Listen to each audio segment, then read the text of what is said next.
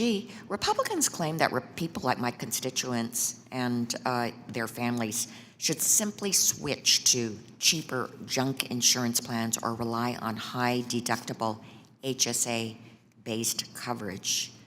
For these constituents that are transplant patients, being forced into a junk plan or high-deductible coverage would simply not be adequate. It could actually also be dangerous. A missed refill or delayed lab could trigger rejection of the kidney that they waited years to receive.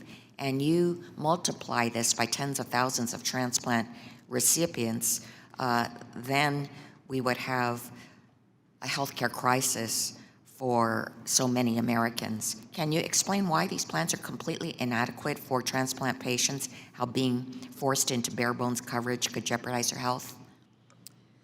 Yes, so plans that are not comprehensive, including short-term limited duration coverage, association health plans, are not required to comply with ACA regulations.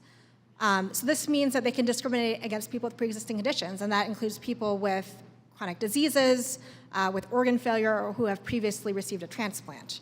Non-compliant plans can do things like charge more or deny coverage altogether for people with pre-existing conditions. They may not cover essential benefits like hospitalization or prescription drugs, including the lifelong immunosuppressants that transplant recipients need, or rehabilitative services. They can also put lifetime or annual limits on coverage. And these plans also are not required to comply with the ACA's regulations on out-of-pocket maximums.